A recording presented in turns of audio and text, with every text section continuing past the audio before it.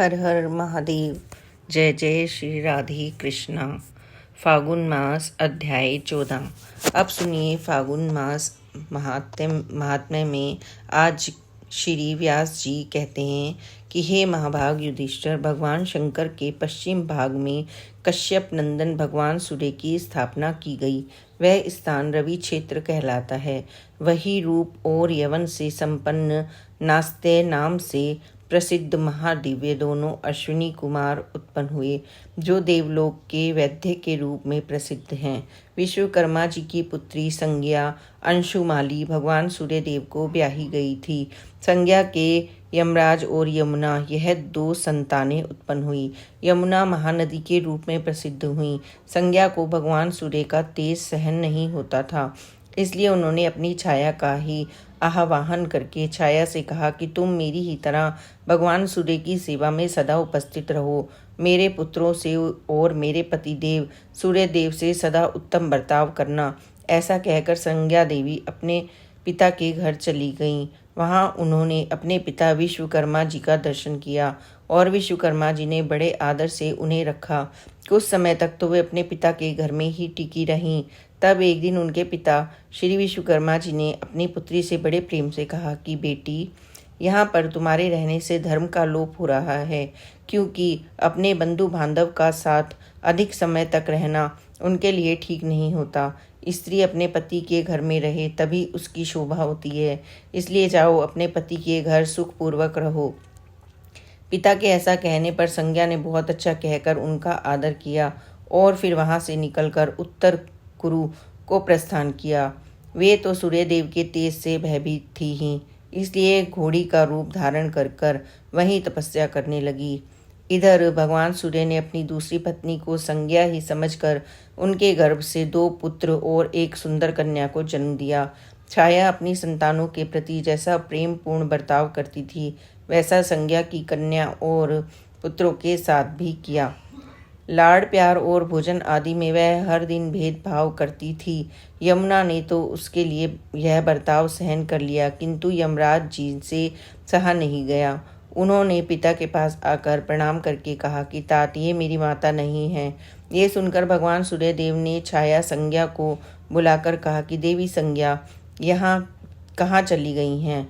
उनके बार बार पूछने पर जब उन्होंने बताया तब वे क्रोध में आकर श्राप देने के लिए तत्पर हो गए, जिससे भयभीत होकर उसने सारा वृत्तांत ज्यों का त्यों सुना दिया। सारी बात जानने पर सूर्यदेव विश्वकर्मा जी के घर गए और विश्वकर्मा जी से उन्होंने संज्ञा के बारे में पूछा तो वे बोले, देव, संज्ञा आपके भेजने से मेरे घर आई जरूर थी, किंतु मैंने तो उसे फिर से वापस भेज दिया। यह सुनकर भगवान सूर्य ने समाधि में स्थित होकर देखा कि संज्ञा घोड़ी का रूप धारण करके उत्तर कुरुक्षेत्र में तपस्या कर रही है। उन्होंने ध्यान के द्वारा यह भी समझ लिया कि तेज से असहाय होने के कारण वह मेरी ओर देखने में समर्थ नहीं हो सकी। आज 50 वर्ष बीत गए, उन्होंने पृथ्वी पर जाकर तपस्या की है। तब भगवान सूर्य बड़ी तेजी से संज्ञा के पास गए और उस समय वे धर्मारपुर में आकर तपस्या में लीन थी। भगवान सूर्य को आया हुआ देखकर सूर्य पत्नी संज्ञा पुनः घोड़ी के रूप में स्थित हो गई। तब यह सब देखकर भगवान सूर्य भी अश्व रूप में हो गए। फिर उन दोनों का मिलन हो गया। इससे वे दोनों अश्विनी कुमार जोड़े प्रकट हुए। उनके दाहिने खुर से पृथ्वी खोदे जाने के कारण वहां पर एक कुंड बन गया और उसमें जल प्रकट हो गया। इसी प्रकार पिछले चरणों में से भी दूसरा कुंड वहां पर बन गया। उसमें स्नान करने से मनुष्य सभी पापों से मुक्त हो जाता है। उसका शरीर कोढ़ आदि रोगों से कभी पीड़ित नहीं होता। राजन, इस प्रकार तुमसे अश्विनी कुमारों की उत्पत्ति का वृत्तांत मैंने सुनाया। देवताओं ने वहां जाकर सूर्यदेव और वकल वन के स्वामी के रूप में स्थापित किया और साथ ही वहां पर संज्ञा रानी और दोनों अश्विनी कुमारों की भी स्थापना की गई। जो मनुष्य इंद्रियों को संयम में रखकर श्रद्धा पूर्वक सूर्य कुंड में स्नान करता है, वह महानरक में पड़े हुए अपने पितरों का भी उद्धार कर देता है। जो श्रद्धा पूर्वक देवताओं और पितरों का तर्पण करके उस कुंड का जल पीता है, उसका पुण्य कोटि गुना हो जाता है। रविवार युक्त सप्तमी में और चंद्र ग्रहण तथा सूर्य ग्रहण के समय जो सूर्य कुंड में स्नान करते हैं, वे फिर कभी वापस गर्भ में नहीं आते। संक्रांति, व्यतिपात और वैधिति योग में पर्वों के अवसर पर शुक्ल और कृष्ण पक्ष की पूर्णिमा, अमावस और चतुर्दशी को जो सूर्य कुंड में स्नान करता है, उसे कोटि यज्ञों का फल प्राप्त होता है। जो मनुष्य एकाग्र होकर वक्लादित्य का पूजन करता है, जब वह सूर्य देव तपते हैं तब तक परम धाम में निवास करता है, उसे कभी सांप से भय नहीं होता, भूत और प्रेत आदि की बाधा भी नहीं होती। जो मनुष्य रोगग्रस्त हो, वह सूर्य कुंड में 6 महीने तक स्नान करने से सभी रोगों से मुक्त हो जाता है। धर्मराज युधिष्ठिर, जो मनुष्य इस धर्मार क्षेत्र में कन्यादान करता है, वह उस यज्ञ से पवित्र होकर ब्रह्मलोक में भी पूजित होता है। इस क्षेत्र में गोदान, सैया दान, मूंगा, घोड़ा, दासी, भैंस, तिल और सोने का दान करना चाहिए। रविवार युक्त सप्तमी तिथि में जो वक्लादित्य का स्मरण करता है, उसे ज्वर आदि रोगों, शत्रुओं और व्याधि से भय नहीं मिलता। युधिष्ठिर जी ने पूछा, मुनि, वह भगवान सूर्य का वक्ला अथवा वक्लादित्य नाम कैसे पड़ा? तब व्यास जी कहने लगे, राजन, जब संज्ञा रानी ने भगवान सूर्य की प्राप्ति और उनकी शांति के लिए एक चित्त होकर वकल नामक वृक्ष के नीचे तपस्या की, उस समय उस वृक्ष के नीचे आकर भगवान सूर्य बहुत शांत हो गए। तभी रानी ने 2 परम मनोहर दिव्य रूपधारी पुत्र उत्पन्न किए और इसी से भगवान सूर्य का नाम वकला पड़ गया। जो वहाँ स्नान करता है, उसे कोई व्याधि रोग पीड़ा नहीं देता। वह धर्म, अर्थ तथा काम को प्राप्त करता है। वहाँ 6 महीने में मनुष्य को सिद्धि प्राप्त हो जाती है और अंत में वह फिर मोक्ष को प्राप्त कर लेता है। व्यास जी कहते हैं, हे धर्मराज, अब एक अन्य वृत्तांत भी सुनाता हूँ, सुनो। धर्मारण्य पूर्व में उत्तर दिशा में देवराज इंद्र ने भगवान शंकर को प्रसन्न करने के लिए 300 वर्षों तक बड़ी कठिन तपस्या की। वृत्तासुर के वध से जो पाप लगा था, उसे दूर करने के लिए ही इंद्र जितेंद्रिय और एकाग्रचित्त होकर भगवान शंकर की आराधना में लीन थे। उस समय भगवान चंद्रशेखर उनकी तपस्या से बहुत प्रसन्न हुए और उनके पास आकर बोले, हे देवराज, तुम जो कुछ भी मांगना चाहते हो मांगो, मैं अवश्य ही दूंगा। देवराज इंद्र कहने लगे, हे देवेश्वर, हे कृपा सिंधु महेश्वर, अगर आप मुझ पर प्रसन्न हैं तो वृत्तासुर के मरने से जो पाप मुझे लगा है, कृपया कर उसका आप नाश कर दीजिए। भगवान शिव कहने लगे, हे देवराज, धर्मारण्य में ब्रह्म हत्या किसी को पीड़ा नहीं दे सकती। गो हत्या, द्विज हत्या, बाल हत्या और स्त्री हत्या भी मेरे ब्रह्मा जी के, भगवान विष्णु के तथा यमराज के वचन से कभी प्रवेश नहीं करती। इसलिए तुम इस तीर्थ में प्रवेश करके स्नान करो।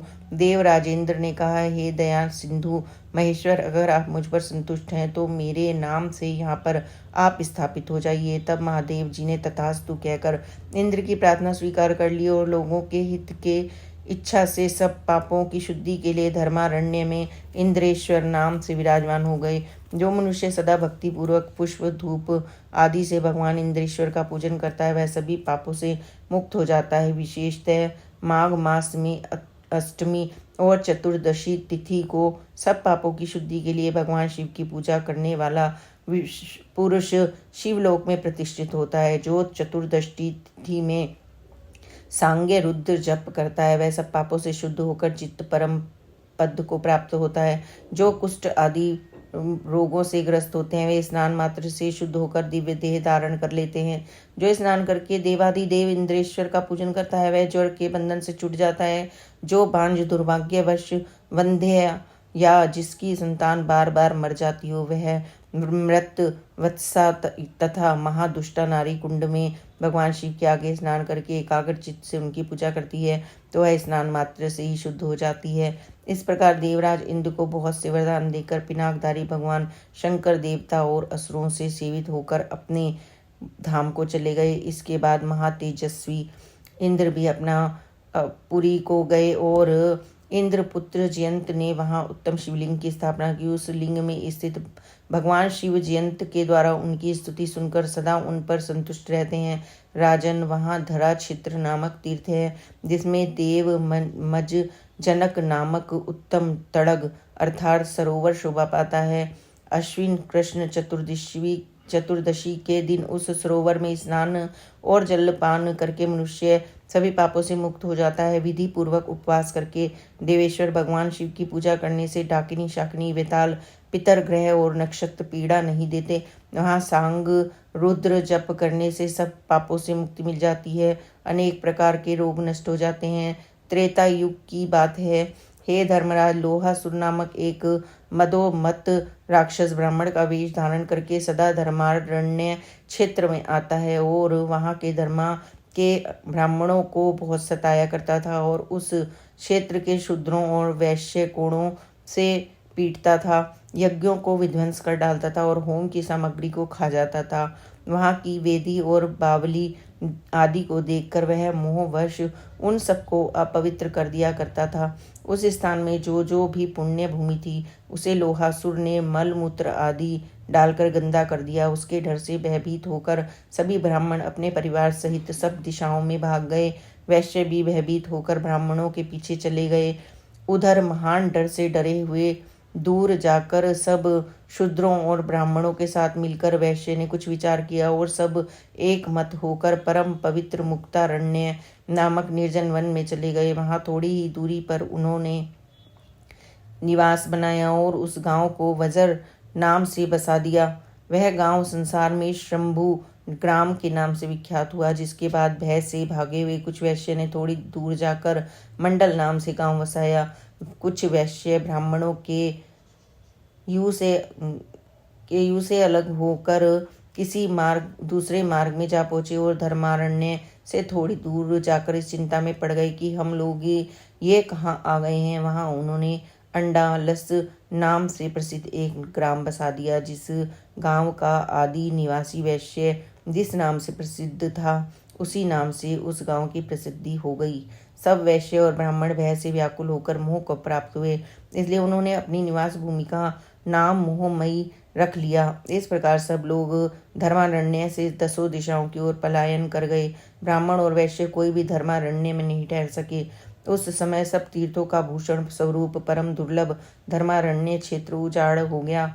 लोहासुर ने उसकी बड़ी दुर्दशा कर डाली। वे दानव उस स्थान के तीर्थों का नाश और ब्राह्मणों का निष्कासन अर्थात ब्राह्मणों को वहां से भगाकर बहुत प्रसन्न होकर अपने घर को चला गया।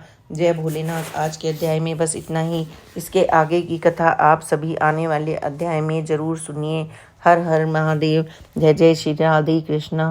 Please like and subscribe this channel. Om Sai Ram. जय साई राम। ओम साई राम।